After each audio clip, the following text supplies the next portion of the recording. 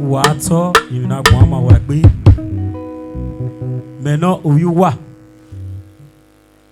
Precious, non y Presido yovan. Ovbi-Egogo non la. Ne gogo non la. Je boy yegion. Wato. Wakume pomira me is black production. Wato irame no nyoze mere ma vedene. Wato ioguma aijo giajo wato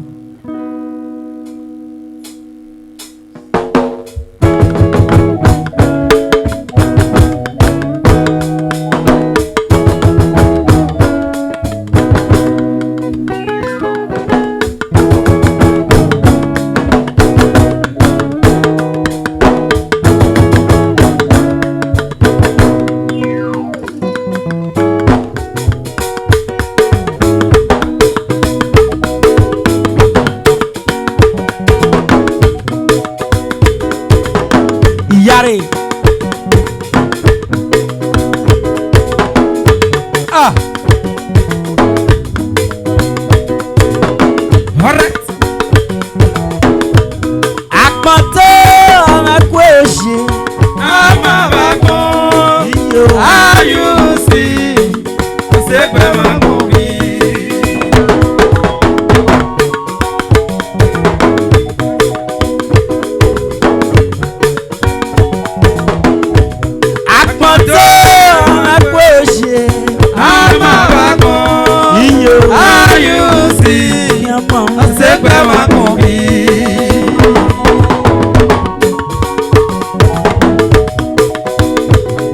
Rajo, ice black in a better. Why you are say? Why you buy a yato?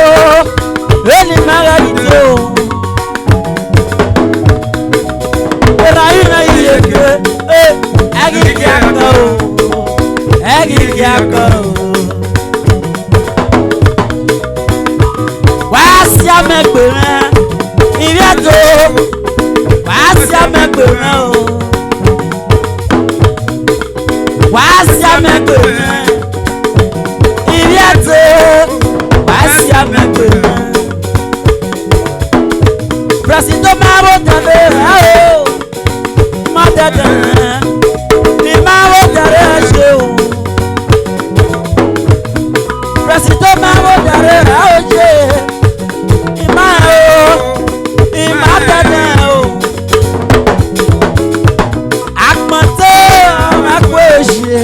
Amabako iyo ayusi owese sekpe makombi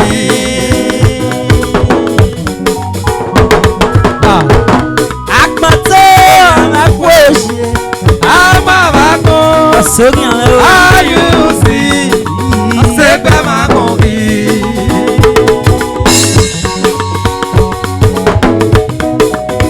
akmate amakwe iya na myo wana sheri o akmate amakwe iya na myo wana sheri o wega kama boka ga kontini oga oke ma se kono eyen go zakon yere o wega kama boka ga kontini oga oke ma se wori no eyen go zakon yere o buga so me buga kon we na wa go ma bo esese eyen na mi o ana yeri o buga so me buga kon e ki wa go ma bo esese eyen na mi o ana yeri o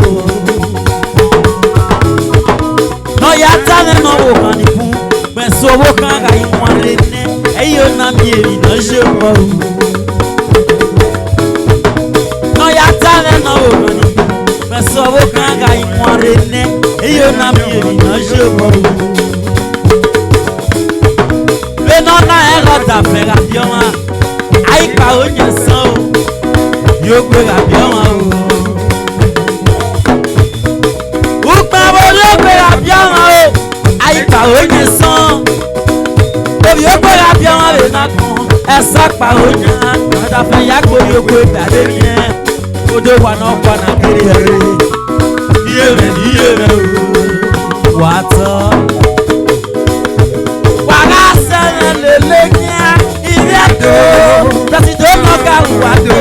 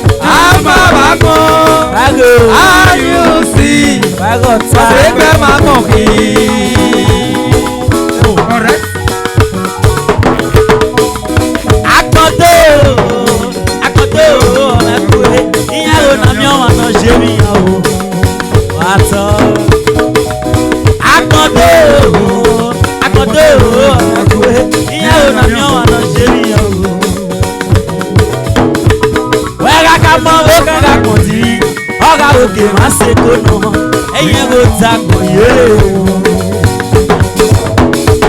Wẹ́rẹ́ ká mọ́ wó kára kàn yé ọ̀rá òkè má ṣe wọ́rí nà ẹ̀yìn ló ta kàn yé o. Wúwa soso nẹ wúwa kan fínà wà kọ́ máa bọ́ ẹsẹ̀ ṣe ẹ̀yìn ó nà mí ọ̀wọ̀n àná ṣé mi yẹn o. Wẹ́rẹ́ soso nẹ wúwa kan fínà wà kọ́ máa bọ́ ẹsẹ̀ ṣe. Eyo na mi ọ̀wọ̀n náà ṣe bí ẹ o.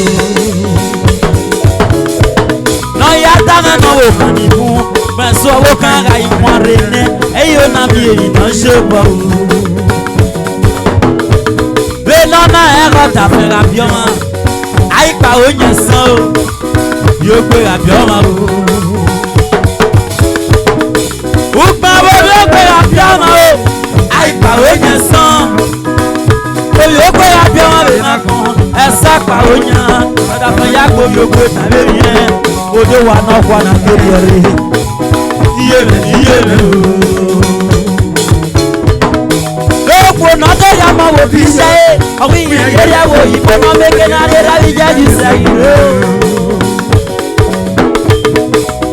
Ìyá rí gbogbo náà o anáwó náà kárí ọ̀rọ̀ fò àbúrò ká ní wé fò náà yé o. Abọ́náwọ́ná lẹ́gbẹ̀ yóò tọ́ n'ayé aka ní yọ o ọ̀gá sọ̀tọ́nà méke náà sá. Ìyànà dọ́mọ́ náà yẹ wèpè fa ìyànà dọ́mọ́ náà yẹ wèpè fa náà méke náà kàrẹ́ ní wèpè náà yẹ o. Ọ̀rí sọ̀tọ́nà o ọ̀nà sọ̀rọ̀ àmúnà o ọ̀nà sọ̀rọ̀ àṣà o. Àríkọ̀ kébà náà sàpò. Gbogbo náà mọ ìgbà náà yá tí ó kó lágbàáyé èké o. Rùjẹ́ ìjẹ́ ilé ìjà yìí, nàyà yá tẹ́gbẹ́ yìí wọ̀n ṣé wà kàn yóò. Rùjà ò bá àpínà, ò bọ́ sọ̀rọ̀ anẹ́yẹ mọ̀ rẹ̀ dà. Ó bá wọ́n ní ìyá sọ̀rọ̀ ìrírà rẹ̀. Umaga iya be na kona to egbe na mama gbon ayu si yama ose gbe ma gbon mi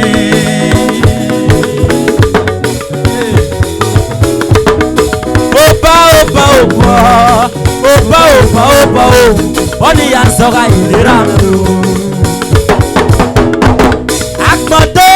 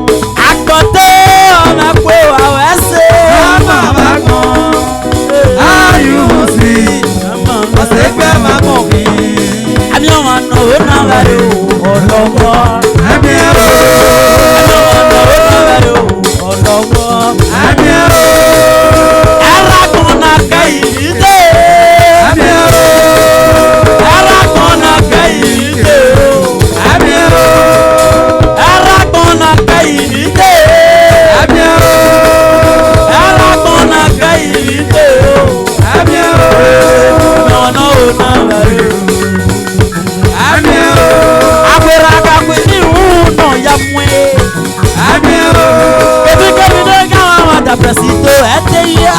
Amiero. Iya la ruya mwe. Iya yuya be mwe. Amiero. Ebe kebe kama wata me o. Osakwe yo. Amiero. No no no. Owesi. Amiero. Iya la ba konige toji.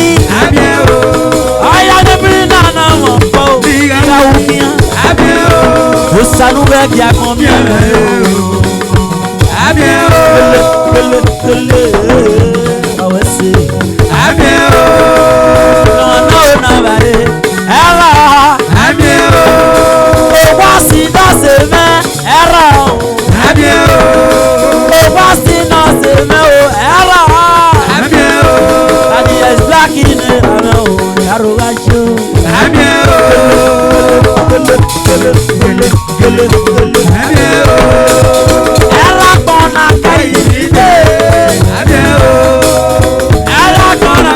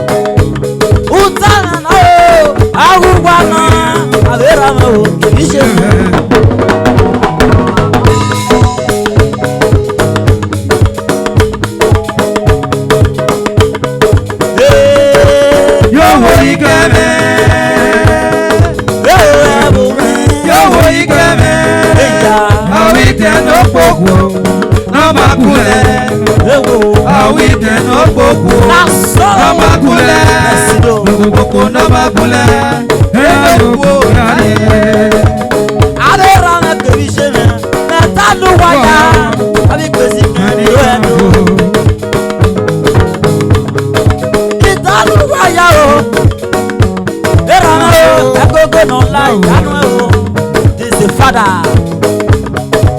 It's that popular. Everywhere you go, Yaro show.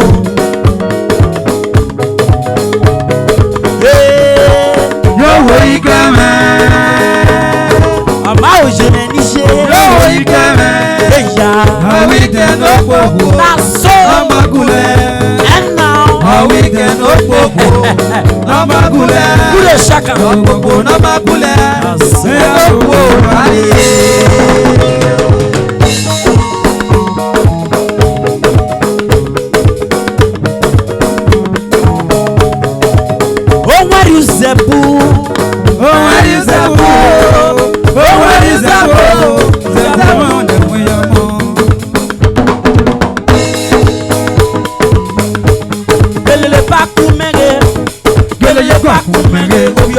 Gele bakumege, gele bakumege, Pawase, gele bakumege, gele bakumege, gele bakumege, gele bakumege, gele bakumege, Aso, gele bakumege, gele bakumege, gele bakumege, gele bakumege.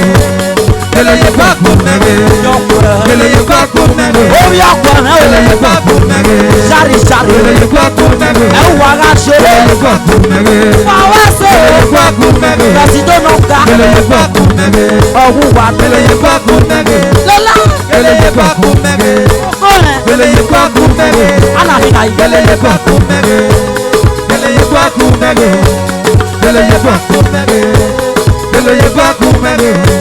Ele ye bakumege, Anahina, ele ye bakumege, ele ye bakumege, ele ye bakumege, Obi akwana, ele ye bakumege, Obi akwana, ele ye bakumege, Obi akwana, ele ye bakumege, Obi akwana, ele ye bakumege, Itanu waya, ele ye bakumege, Itana ele veranga, ye bakumege, Itana vije, ele ye bakumege, Waga senelele, ele ye bakumege, Waga senelele, ele ye bakumege, Wale faya na ele ye, ye bakumege, Faya na ye, ele ye bakumege, Mirete, ele ye bakumege, Mirete, ele ye bakumege, Ona na ele ye wala, bakumege, No ye ele ye beko, bakumege, Ona na ele wala, ye bakumege, No ye ele ye beko, bakumege, Tade ele de, ye bakumege, Tade je, ele ye bakumege, Iriade, ele ye bakumege, Pamudame, ele ye bakumege, Eliya mwale, ele ye bakumege, Eliya ele mwale, ye bakumege, Eliya ele mwale, ye bakumege, Eliya wa, ele ye bakumege.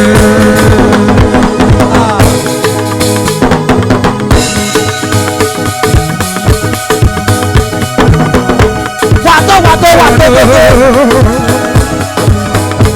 Ota sara ero ma, ta sara iyo ma. Ota sara ero ma, ta sara iyo ma. Wato, do, do.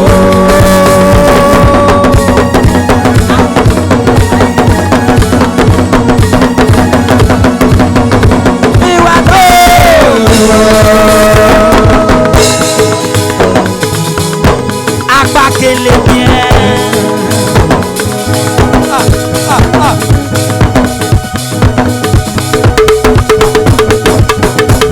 Agbakele bien. Agbakele bien. Wate wate keko. Sayi kyoto. Olobi. Gómìnà Sayi kyoto. Sayi kyoto. Olobi. Gómìnà Sayi kyoto. Sayi kyoto. Olobi. Wàyà wọ̀wẹ̀sẹ̀. Sayi kyoto. Olobi. Wàyè báyọ̀ rẹ̀ yóò. Sayi kyoto. Olobi. Sayi kyoto.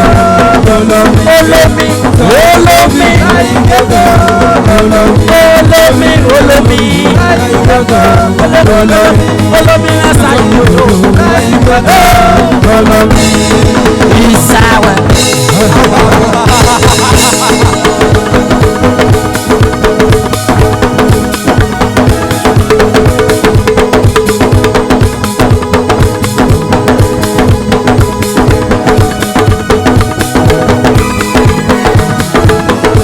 Go go go go. Wàá gbẹ̀gbẹ̀ wáyé jọ wá.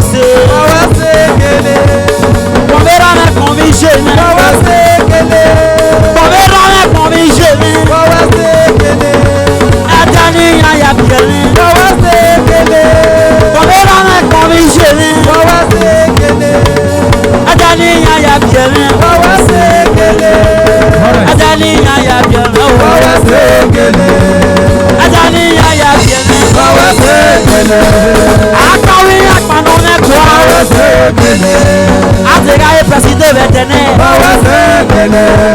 akawina gbanu mekwa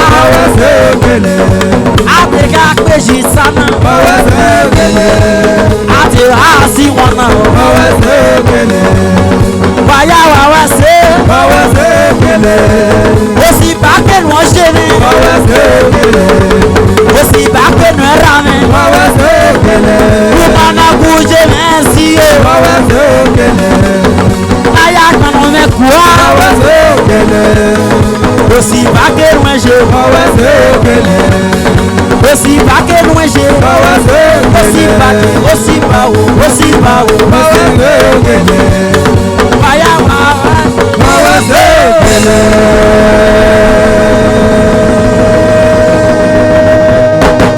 Thank you. Yeah, good day, ladies and gentlemen. My name is Ace Black. I have my brother here with me. He just finished performing, and he's a young, talented artist. This show is all about young, talented artists, and I would like the viewers to know more about him. Mr. My brother, Bokia. I talk better. How might you be? You try. I see your performance just that. So well, Very, very good. In fact, you are talented. So I want the general public, our brothers and sisters all over the world, may they know more about you. You tell them your name, the village where you for come, and who be your guy. So that we could start from there. Wa tawa bɛɛbi to n'ụzọ mɔ ebi na gbɔn ama wa gbe o Yourself. e music na na una dege wa e mani di woma e wani show e mani like e dege wa aga me wana oga promote the music na maybe ekina je aya je wa ori yeti no ma no ya be music Uwato. Yes, sir. Respect to you all my fans. Even Sir. Abouama Wagbe. Yes, sir. Mais oh, you wa Presido, no ye Presido, you van. Mais you wa. Àwọn vieux boy me yon era me no re egogo no la. Oyo agbapa olita Uwato. Mais okay ebwene ya no bewo. Oh ewera me. So ekwa community or ewije me nwo de. So Ivani ekere you do no zomo. Na la wogo na be boy me yeke. Na bia asu me kia. Na bia amoku me. So you kune so na la bia do no zomo. Na la yin aje. No be me yo bo no be wo me ba ina ya ku instrument. I me be delo no be support me. You bo me no na kan me yo bo. E guy me no na kan ba. So no be no wa be yo bo me o bia do no zomo. Wato whatever we say. It's black. Wato be baba. Domo. We don't know Zomo. Waya on na. God bless you, our viewers, all over the world. Thank you. We thank you all that support this channel, you that subscribe, you that always share our job. We thank you. We appreciate you. Presido, I want to ask you one question. This channel will come perform today, so how you see the program? Program go well. Program go well. So what you get? I just see advice say many people will be say you still learn this music, we never see grow up, or you don't see they do the music, don't say we they do the music, you never even know you. So if you still come is black, if you call on, because he do show you for a year, so maybe people still see you say this boy see they play like this, or it doesn't take where this boy come out. So now we can have a anywhere. So at here is black production, now we can have a Muela Jan. God bless you. My general public, my viewers all over the world. This program now free and we know they collect 1 hour. Yes. I titled this program Talent Hunt. What made me bring out this program? I don't check this Benin, I check Edo State. We get a lot of talented musicians when people never know all over the world. Some when don't free. Some when never even free, say, but they're good in singing. You know? But nobody don't know them. They're inside house there. So don't do freedom. Nobody knows them, they're inside house. Tomorrow you go look for a musician when you want book. You go say, outside I don't title, I don't see musician book. Yes. Whereas musician just say inside house. Yeah. When una don't know. That is why That's I true. bring out this program for everybody. For our papa, our mama, young ones. You won't get bothered when we say don't learn work finish. Even if you never feel starting, you carry and make it come. From here, we go to showcase its talent one after the other. Yes. Tomorrow, people go see him for his black TV. These boys have been play. They go book him for show. Come play for my marriage. Come play for this burial. Come play for this birthday. We know they collect money from anybody. If you get chance now, every Wednesday, we take the do every week. If you get chance, you want to come, call my number. My number are there. You go come, perform. We go upload them for net. Put your phone number. See, ask you some questions people will need to know about you. So that if they want to book you for show, they go feed it you. May they book you for show. So my people, when I do well, now so this program, this show, why I will you.